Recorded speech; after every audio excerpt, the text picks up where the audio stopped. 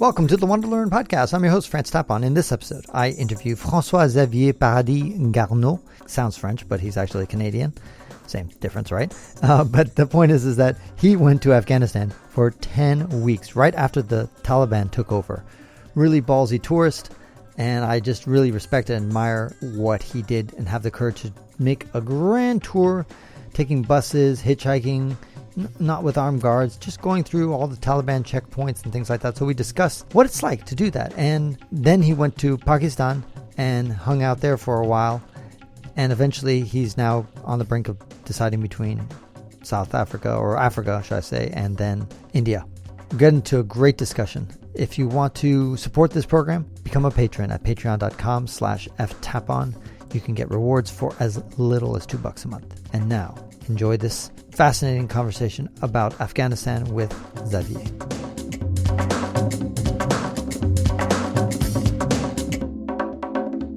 Welcome to the WanderLearn podcast. I'm your host, Francois Tapon. In this episode, I have Francois Xavier Paradis-Garneau.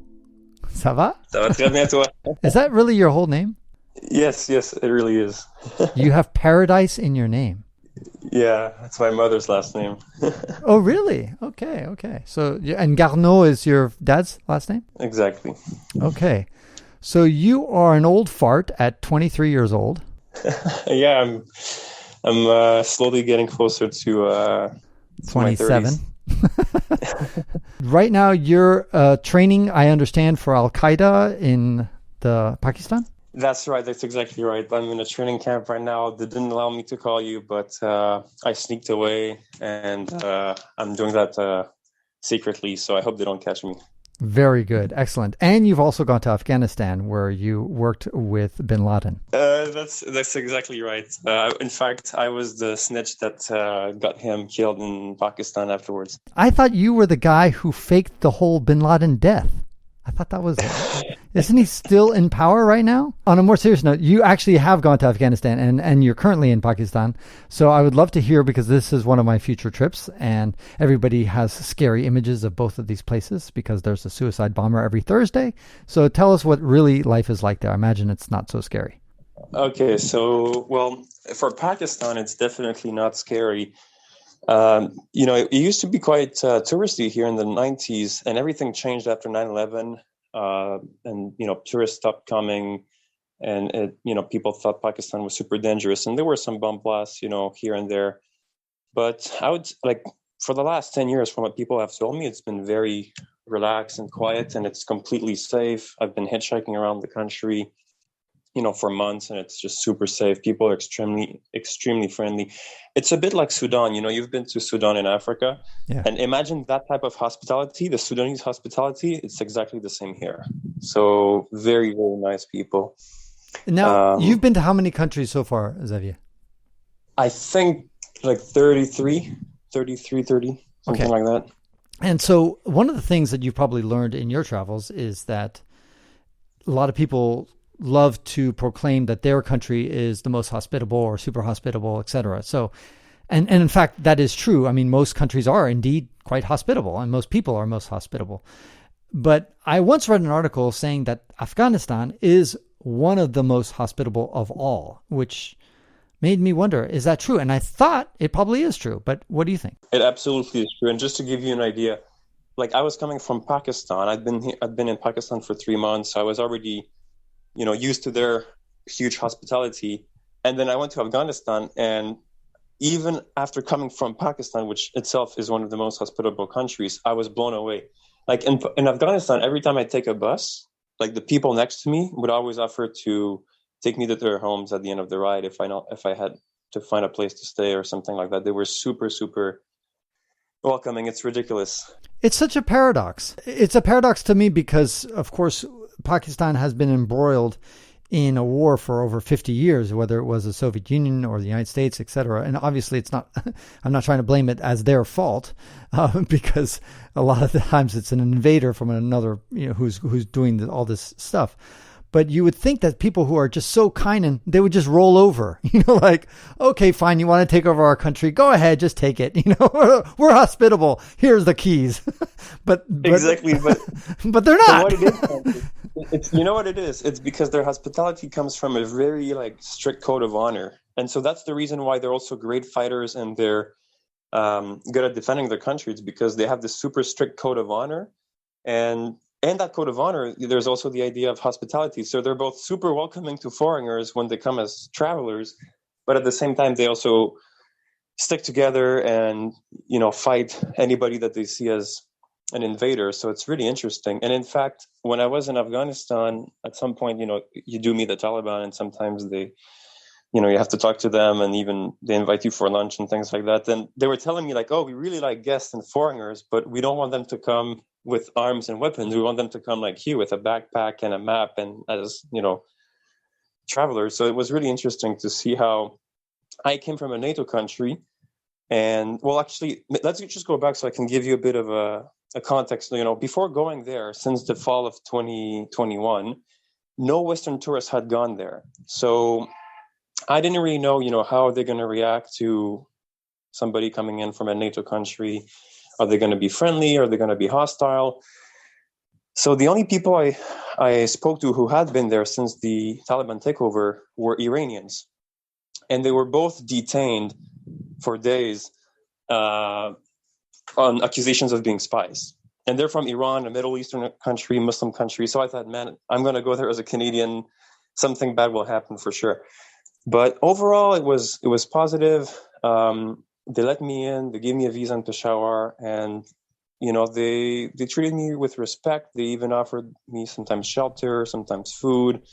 I did get detained a few times, but that's a long story. But yeah, overall, it was really good and very, very friendly people. Did you get the visa in Canada before you traveled, or did you get it on your current voyage? Basically, I was in Pakistan, and I hadn't planned to go to Afghanistan. I was just doing Pakistan, the mountains, hiking the north. And then I thought, man, the war is over. Who knows? Maybe it's safer to go now than it was, previously. So I went to Peshawar, and I just went to the Afghan consulate, and I asked. And they were a bit surprised to see that I wanted to go as a tourist. But then they said, yeah, no problem. Just go. We'll give you the visa and have fun. You'll love the country for sure. And so I just got it in Peshawar. And interestingly enough, the embassy was actually controlled by the new government. And I felt more safe doing that, because if I had gotten the visa in Canada or even in the States, the embassies there were controlled by the previous government. So they had less legitimacy in the eyes of the current government. But because the Peshawar consulate is literally run by the Taliban, if anything happened, at least I could say, well, guys, I got the visa from the current administration. What's the problem? You know what I mean? So I felt much safer doing that. That's great. And was it expensive? It was $100 for 30 days, but I had 90 days to enter.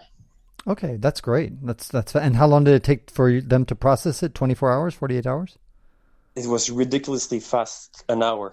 Literally just 2 passport pictures, a form, and that's it, Were you just, while you waited, you just sat there and just let them do it? Actually, I had to go to do, I think I had some passport pictures missing. Sorry, how about now? Is the embassies in North America for Afghanistan, are they currently the Taliban friendly people who are running it, or it's the old regime? As far as I know, the ones in Pakistan are run by the new government. I think the one in Russia, I think it's changed and it's the new government as well. But besides Pakistan and Russia, maybe Saudi Arabia, maybe a few other countries. But in the West, I think they're all under the control of the previous administration. We're in 2022 right now. When were you there exactly in Pakistan? Because in Afghanistan, I heard that there was starvation and all sorts of other horrible things happening ever since the Americans left, and pandemonium.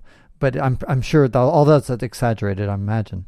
So basically, I got in December of 2021 with a 1-month visa. And then I actually, once inside, I extended it for another month and then another 10 days. So I ended up spending like 70 days inside.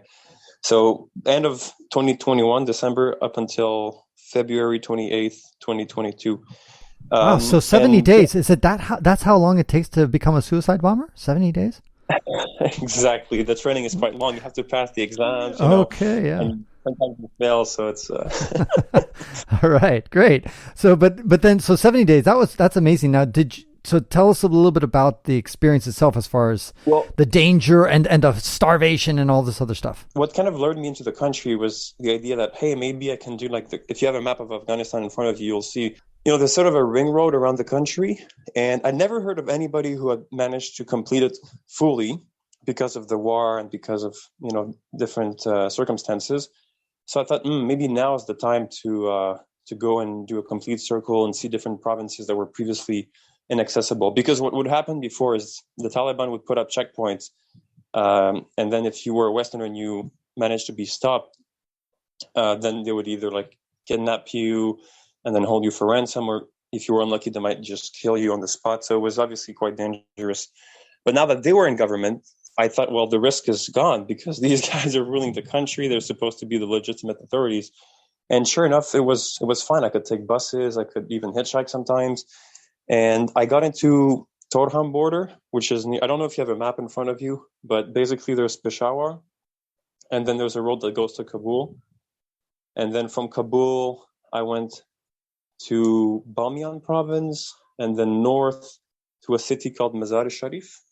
And then I basically did a complete circle. After that, I went to Herat, Kandahar in the south, and then back north again. And I don't know of any other person who's managed to circle the entire country. I'm sure there are people who've done it, but there are very few. I imagine, especially you're talking about foreign people like Westerners. I mean, I'm sure Afghanis themselves, if they're selling mangoes or whatever they're doing, they probably do all this stuff. Of course. Of course, they're definitely locals, but foreigners that are doing that for the sake of traveling, I don't think there's a lot of people who. Right, and I don't think they sell much mangoes either. It's probably selling sheep or something.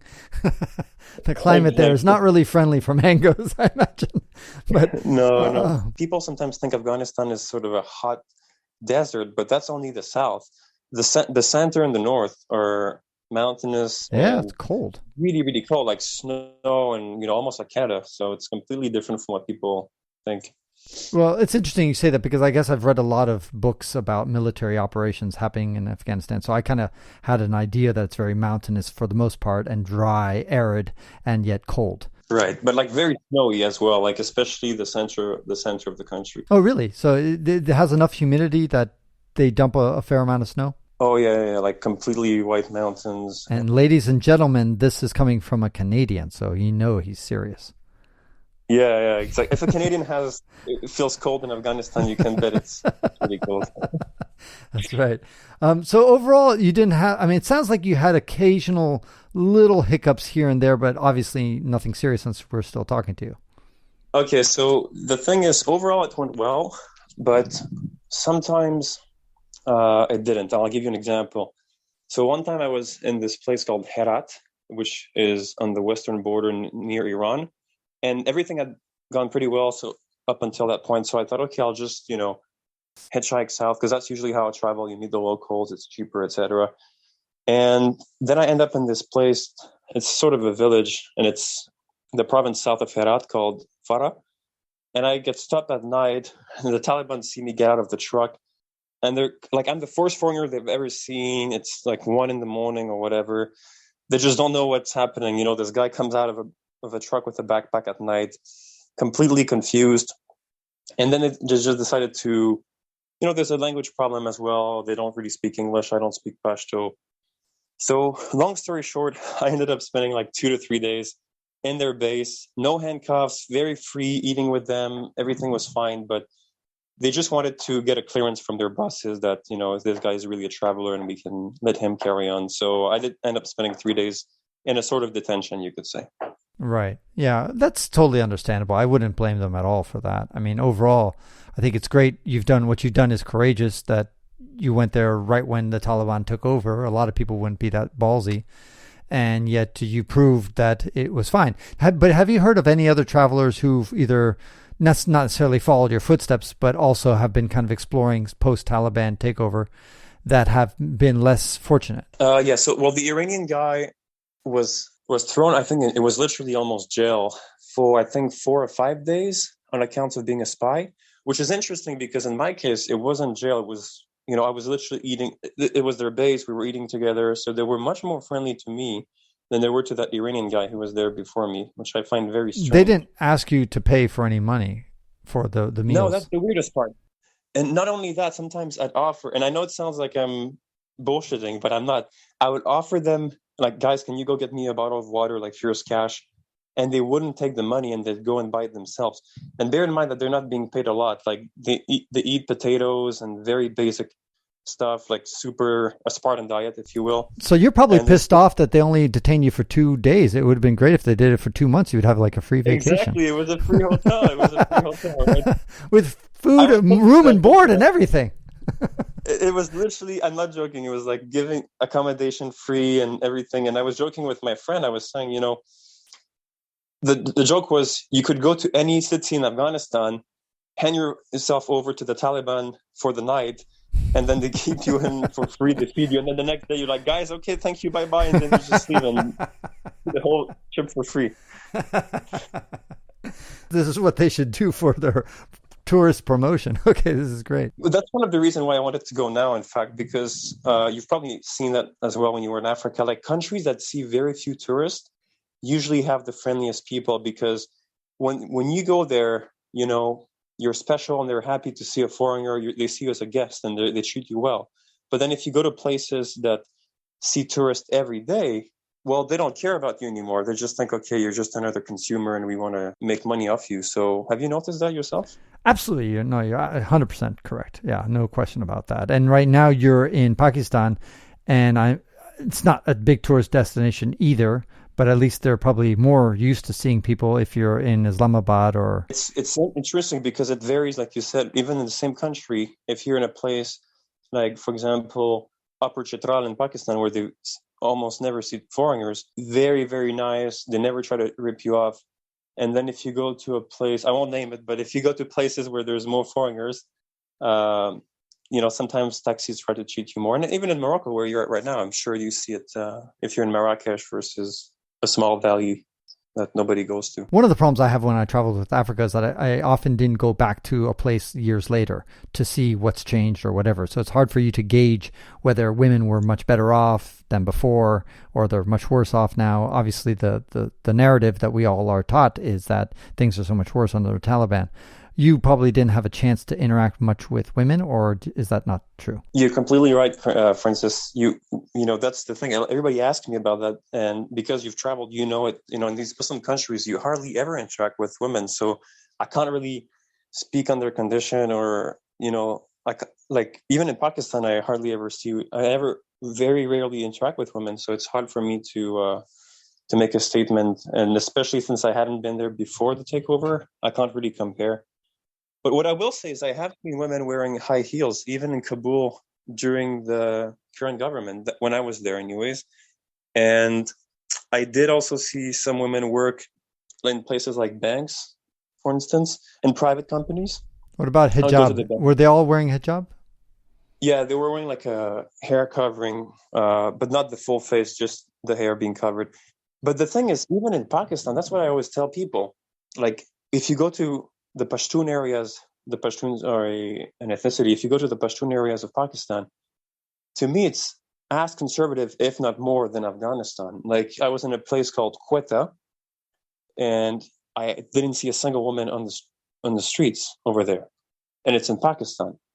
And I would imagine if you go to certain places of Saudi Arabia, it's also super, super conservative. So people focus a lot on Afghanistan, but the thing is, there's many countries where it's extremely conservative. So we only have a few minutes left. I do definitely want to talk and have you back on the podcast, but I just want to tease people because what you're doing is so fascinating and interesting. Before you went to Afghanistan, where were you? I was in Pakistan. And then before Pakistan? I was in Canada. So I graduated English linguistics in May of 2021.